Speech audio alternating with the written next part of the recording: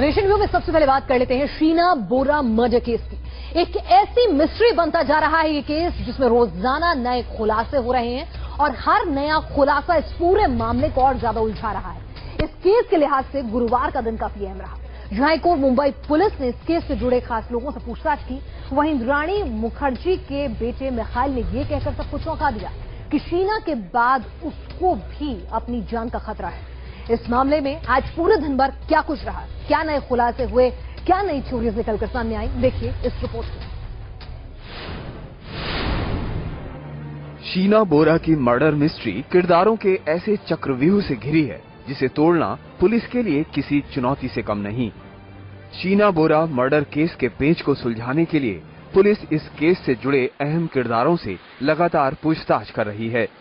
देश के एक कोने से लेकर दूसरे कोने तक मुंबई पुलिस सबूतों को जुटाने और मर्डर मिस्ट्री की कड़ियां जोड़ने में लगी है। खार पुलिस स्टेशन में हमने एक मर्डर का ऑफेंस रजिस्टर किया और उस मर्डर के ऑफेंस में जो पहला अक्यूज था उसके अलावा हमने कल एक लेडी अक्यूज को अरेस्ट किया। शहर मुंबई, जगह खार police station.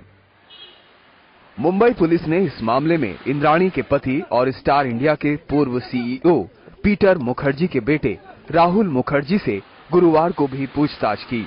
Rahul Sheena murder case में अहम किरदारों में से एक हैं। खार पुलिस बुधवार देर रात राहुल मुखर्जी से पूछताछ कर चुकी थी। शहर गुवाहाटी, जगह मिखाइल बोरा का घर। एक दूसरे घटनाक्रम में मुंबई पुलिस ने आज इंद्राणी मुखर्जी के बेटे मिखाइल बोरा से गुवाहाटी जाकर पूछताछ की। मिखाइल को इस केस में अहम कड़ी माना जा रहा है। मिखाइल बोरा ने अपनी बहन शीना बोरा के मर्डर की वजहों पर से पर्दा उठाने की बात कही थी। मिखाइल ने गुवाहाटी में कहा कि उन्हें शीना के मर्डर की वजहों के बारे में जानकारी है। मेरे सबूतों में शीना, पीटर मुखर्जी और इंद्राणी की बातचीत शामिल है। इसके अलावा मेरे पास कुछ फोटोग्राफ हैं जिसमें इन सभी के रिश्तों के बारे में कुछ जानकारी मिलेगी। साथ ही उनमें राहुल के बारे में भी कुछ अहम सुराग हैं। शहर कोलकाता, जगह Alipur court. Sheena murder case में इंद्राणी के एक्स हस्बैंड संजीव खन्ना भी अहम किरदारों में से एक हैं। पुलिस के शक की सुई संजीव खन्ना पर भी घूम रही है, लिहाजा गुरुवार को मुंबई पुलिस संजीव खन्ना को ट्रांजिट रिमांड पर लेने के लिए कोलकाता पहुंची, जहां संजीव खन्ना को अलीपुर कोर्ट में पेश किया गया। मुंबई पुलिस संजीव खन्ना को मुंबई लाएगी, जहां उनसे पूछताछ होगी। संजीव खन्ना को बुधवार को ही कोलकाता से गिरफ्तार किया गया था। मुंबई पुलिस उनका प्रेयर में बोले हैं कि इंद्राणी मुखर्जी वो प्राइम सस्पेक्ट है, प्राइम एक्यूज्ड है। तो इधर हम लोगों का जो आर्गुमेंट था, तुम ऐसे बोल रहे हो कि इंद्राणी मुखर्जी तुम्हारा प्राइम एक्यूज्ड है, तो मुझे ले जाके क्या कुछ नहीं होगा। पुलिस पूछताछ के अलावा इस केस से जुड़े लोगों के फोन कॉल्स को भी खंगाल रही है।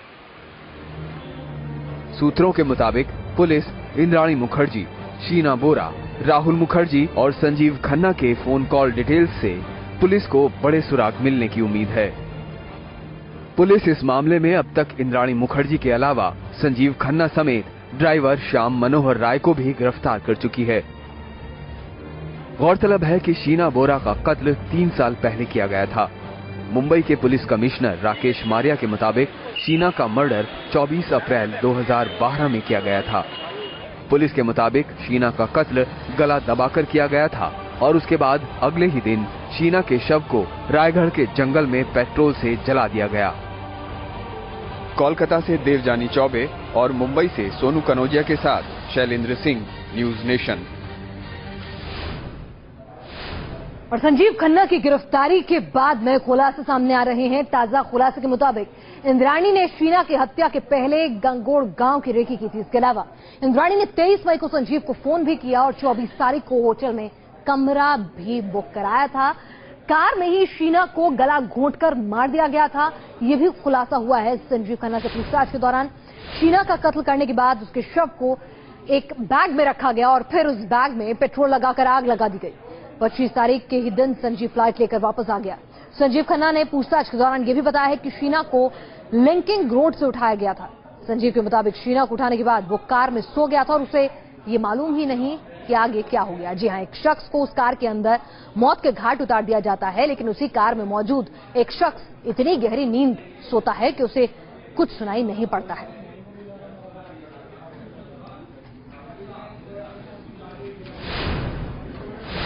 दरअसल शीना बोरा की मौत का पता ही नहीं चलता अगर एक ड्राइवर महज आर्म्स एक्ट में गिरफ्तारी के बाद खुलासे नहीं करता। जी हां, एक ड्राइवर की अवैध रूप से हथियार रखने के जुर्म में गिरफ्तारी होती है और जब उससे पूछताछ होती है तो वो खुलासे एक नई ही माया जाल को जन्म देते हैं। इंद्राणी के ड्राइवर के बाद खुद इंद्राणी की गिरफ्तारी हो जाती है और बुधवार को संजीव खन्ना की गिरफ्तारी होती है। देश के अलग अलग इलाकों से इस संदर्भ में गिरफ्तारियां हो रही हैं, पूछताछ हो रही है। न्यूज नेशन निकला है देश के उन सारे शहरों में जो जोड़ रहे हैं इस मर्डर मिस्ट्री के तार।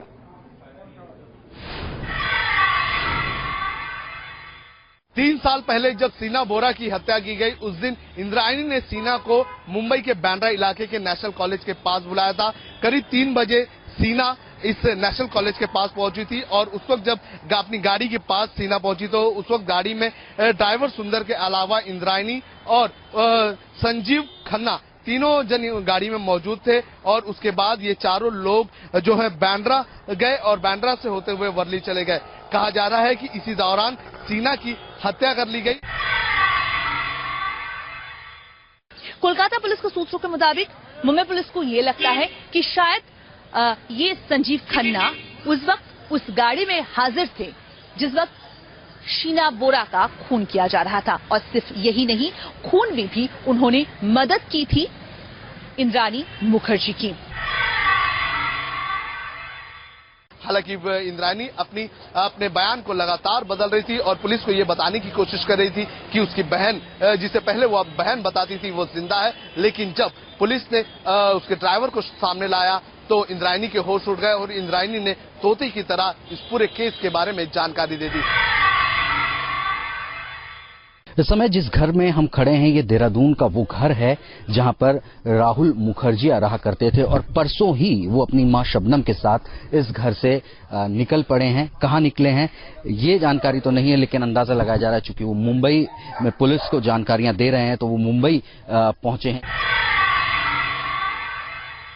शीना बोरा कत्ल मामले में कई राज खुल रहे। पूरा दिन पुलिस जांच करती रही, हर तरह की जांच करती रही। जो आरोपी जिनको गिरफ्त में लिया गया उनसे पूछताछ करती रही। ऐसे कई रहस्य जो सामने आते दिख रहे हैं। सूत्रों की माने तो शीना को धोखे से मारा गया, उससे पहले उसको शराब पिलाई गई और गाड़ी में मारा गया, ऐसी भी जानकारी सामने आ रही है।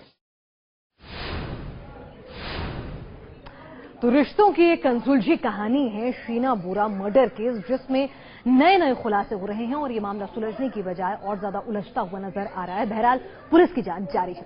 आगे बढ़ते हैं दूसरी खबर की ओर। महीने भर के अंदर सुरक्षा बलों ने नावेद के बाद एक और आतंकी को जिंदा गिरफ्तार किया है। जम्मू कश्मीर के राफियाबाद में पकड़ा गया आतंकी पाकिस्तान के बलूचिस्तान का रहने वाला है। इस आतंकी को 20 घंटे तक चली मुठभेड़ के बाद जिंदा पकड़ने में सुरक्षा बलों को कामयाबी मिली, जिसमें 4 आतंकी मारे भी गए।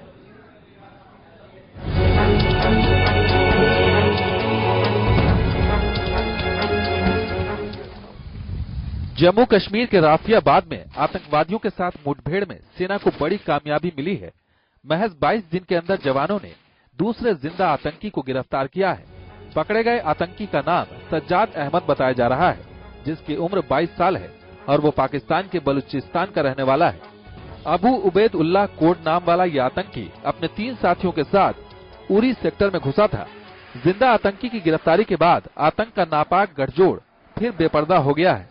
सरकार को और सुरक्षा एजेंसियों को सतर्क होना पड़ेगा और सरकार को भी इस बात से सीख लेनी पड़ेगी कि जो वो समझ रहे थे कि उनके आगे हाथ बढ़ाने से पाकिस्तान कमजोर पड़ जाएगा और डर के अपनी गतिविधियां रोक देगा, ऐसा नहीं है। पाकिस्तान के जो एक आईएसआई और मिलिट्री, उनका जो षड्यंत्र है वो एक के बाद एक खुलता जा रहा है और यही कारण था कि उन्होंने दबाव डाला कि उफा का जो एग्रीमेंट है वो सफल न हो पाए और इसी कारण आपने देखा कि एनएसए की जो टॉक्स है उसमें पाकिस्तान भागता हुआ दिखा।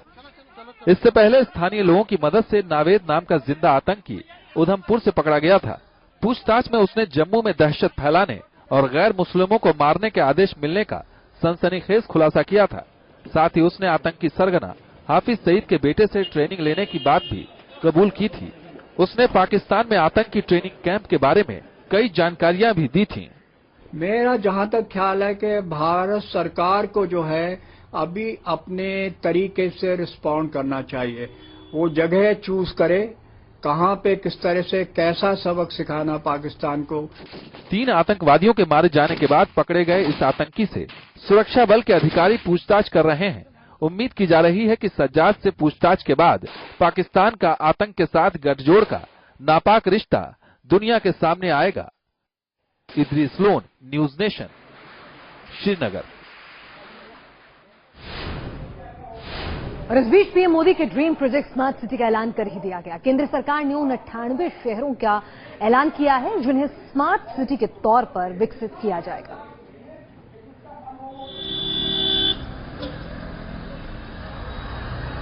अब मिलेगी आपके सपनों को उड़ान, क्योंकि आपका शहर हो रहा है स्मार्ट। अच्छे शहर में रहने का सपना हर किसी का होता है। हर कोई चाहता है कि उसके शहर में हर वो सुविधा उपलब्ध हो जो आपको संपन्नता का एहसास दिलाए। पीएम मोदी ने जो सपना देखा था उसे अब मूर्त रूप देने की तैयारी शुरू हो गई है। जिन शहरों को स्मार्ट बनाने की योजना थी उस पर से अब पर्दा उठ गया है।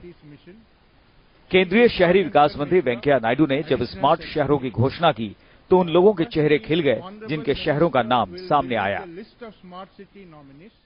Chosen these 98 cities for the competition. Each state was assigned a specific number of smart cities based on their urban population. Smart city के विकास में 5 साल में कुल 96,000 करोड़ रुपए खर्च करने का फैसला लिया गया है, जिसमें 48,000 करोड़ की भारी भरकम राशि केंद्र सरकार खर्च करेगी। इनमें पहले साल शहरों के विकास के लिए हर शहर के हिसाब से 200 करोड़ रुपए की राशि खर्च की जाएगी। साफ है कि केंद्र सरकार ने मोदी के इस सबसे खास प्रोजेक्ट को कामयाब बनाने के लिए पूरी तरह से कमर कस ली है। अब देखना होगा कि 5 साल में सरकार कितने शहरों का कायाकल्प कर पाती है। Syed Aamir Hussain, news nation, Delhi. और स्मार्ट सिटी को लेकर यूपी ने बाजी मारी है। स्मार्ट सिटी प्रोजेक्ट के लिए यूपी के सबसे ज्यादा 13 शहरों को चुना गया है और इसके बाद नंबर आता है तमिलनाडु और महाराष्ट्र का। बीजेपी का शाइनिंग इंडिया नारा भले ही न चला हो, लेकिन पीएम मोदी ने मजबूत इरादों से देश के बड़े शहरों को स्मार्ट बनाने का जो वादा किया था उसे अमली जामा पहनाने का काम शुरू हो चुका है। केंद्रीय शहरी विकास मंत्री वेंकैया नायडू जब स्मार्ट सिटीज का ऐलान कर रहे थे तो देश की निगाहें उनकी ओर टिकी थीं। सब उम्मीद बांधकर बैठे थे कि उनका शहर स्मार्ट होगा या नहीं। देश के 100 स्मार्ट सिटियों में से 98 स्मार्ट शहरों के नाम का ऐलान हो चुका है। सबसे ज्यादा स्मार्ट सिटी उत्तर प्रदेश में बनेगी। Uttar Pradesh has got maximum number 13 starts, followed by Tamil Nadu with 12, Maharashtra 10, Madhya Pradesh 7, Gujarat and Karnataka 6 each, Andhra Pradesh and Bihar 3 each. The rest have got 2 or 1 depending on the urban population. Uttar Pradesh के 13 शहर smart बनेंगे। उत्तर प्रदेश की राजधानी लखनऊ, वाराणसी, मुरादाबाद, अलीगढ़, सहारनपुर, बरेली, झांसी, कानपुर, इलाहाबाद, गाजियाबाद, आगरा और रामपुर को smart city बनाया जाएगा। इसके अलावा मेरठ और रायबरेली में किसी एक शहर को चुना जाना है। उत्तर प्रदेश के बाद नंबर है तमिलनाडु का। तमिलनाडु के 12 शहर स्मार्ट सिटी में शामिल किए गए हैं। तमिलनाडु के तिरुचिरापल्ली और तमिलनाडु की राजधानी चेन्नई को भी स्मार्ट शहर बनाया जाएगा। बीजेपी शासित महाराष्ट्र को भी झोली भर कर स्मार्ट सिटी मिले हैं। महाराष्ट्र के भी 10 शहरों को स्मार्ट बनाया जाएगा। महाराष्ट्र के नवी मुंबई, ग्रेटर मुंबई, नासिक, ठाणे, अमरावती, सोलापुर, नागपुर, कल्याण, डोंबिवली, औरंगाबाद और पुणे को स्मार्ट सिटी की फहरिस्त में शामिल किया गया है। इसके बाद नंबर आता है मध्य प्रदेश का, जिसके 7 शहरों को स्मार्ट बनाने की योजना है। मध्य प्रदेश की राजधानी भोपाल, इंदौर, जबलपुर, ग्वालियर, सागर, सतना और उज्जैन शहरों को स्मार्ट सिटी बनाने की तैयारी है।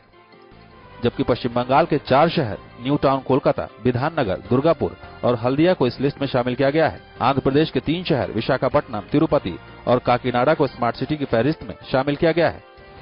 काफी लंबे इंतजार के बाद सरकार ने 100 में से 98 शहरों को तो चुन लिया है, लेकिन इन शहरों को स्मार्ट बनाने का रास्ता अब भी चुनौतियों से भरा है।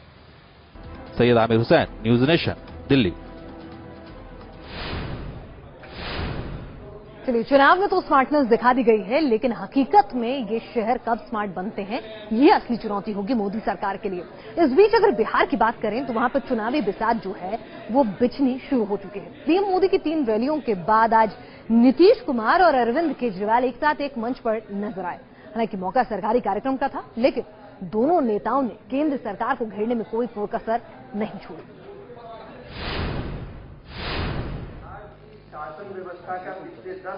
पहले केजरीवाल के बुलावे पर नीतीश कुमार दिल्ली आए और अब नीतीश कुमार के न्योते पर अरविंद केजरीवाल सरकारी मेहमान बनकर पटना पहुंचे। बिहार चुनाव से ऐन पहले दोनों नेताओं के बीच बढ़ रही सियासी दोस्ती का सहज ही अंदाजा लगाया जा सकता है। मौका था बिहार सरकार के प्रशासनिक सुधार कार्यक्रम का, जहां केजरीवाल ने पहले तो अपनी सरकार की तारीफों के पुल बांधे और फिर बोल दिया केंद्र सरकार पर धावा। हमारी एंटी करप्शन ब्रांच, दिल्ली सरकार की एंटी करप्शन ब्रांच, उसको केंद्र सरकार ने अपना एक ऑफिसर भेज दिया कि अब ये एंटी करप्शन ब्रांच का आपका हेड है। सिंपल गुंडागर्दी है और तो कुछ नहीं है। लेकिन मैं चलो स्वच्छ भारत की बात कर लेते हैं। आज मैं चैलेंज के साथ कह सकता हूं, 1 साल हो गया स्वच्छ भारत की बात करते हुए। 100 करोड़ रुपए बताते हैं उसके एडवर्टाइजमेंट में फूंक दिए। एक गली अगर पूरे देश के अंदर स्वच्छ भारत अभियान के अंदर से साफ हुई हो, मुझे नहीं लगता एक भी गली साफ हुई है स्वच्छ भारत अभियान के तहत। केंद्र सरकार में भी बड़ा भारी बहुमत मिला था, बड़ी उम्मीद जागी थी लोगों को, खासतौर से युवाओं ने तो बड़ी मेहनत करी थी और बड़ा उम्मीद थी कि कुछ होगा। उन्होंने कहा था काला धन वापस लेके आएंगे, काला धन वापस लेंगे। अभी तक तो चवन्नी भी नहीं आई मेरे घर से। जाहिर है सीएम नीतीश कुमार ऐसे ही लोगों को मंच दे रहे हैं जो सीधे मोदी को सवालों के घेरे में खड़ा कर सकें।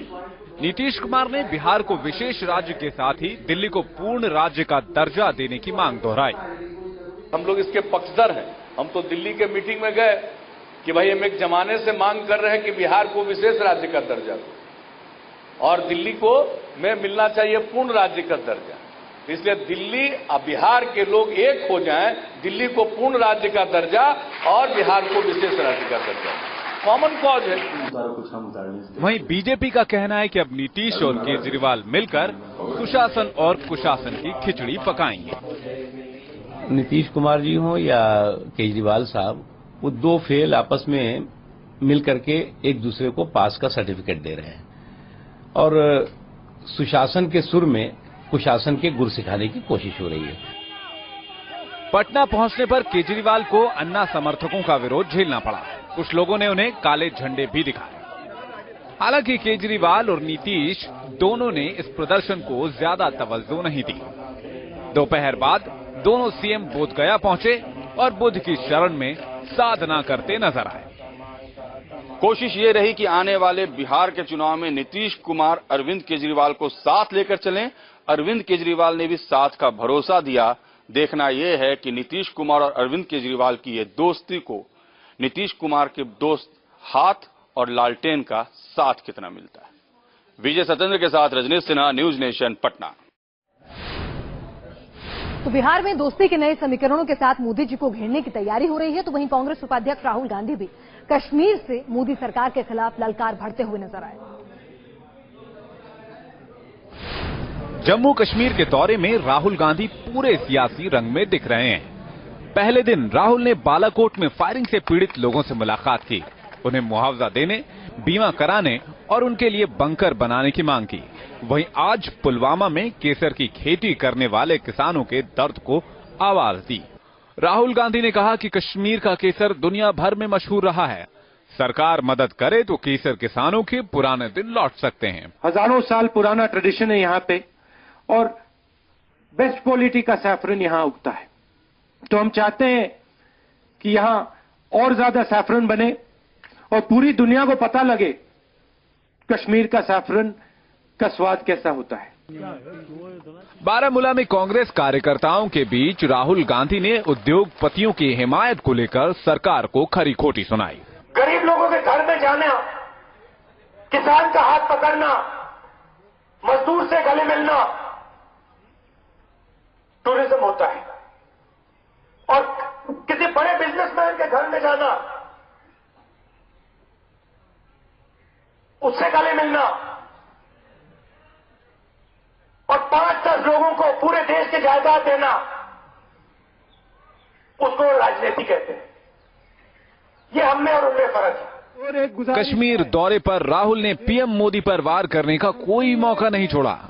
गुजरात में हो रही हिंसा पर उन्होंने मोदी की राजनीति को कटघरे में खड़ा किया। कहा, गुस्से की सियासत से किसी का भला नहीं होता। मोदी जी हमारे जो प्रधानमंत्री हैं, उन्होंने हिंदुस्तान में गुस्से की राजनीति की है। एक व्यक्ति को दूसरे व्यक्ति से लड़ाने की राजनीति की है। जब गुस्से की राजनीति की जाती है तो उसके देश पे असर आते हैं। वहीं केंद्र सरकार पर राहुल के आरोपों पर बीजेपी ने भी पलटवार किया।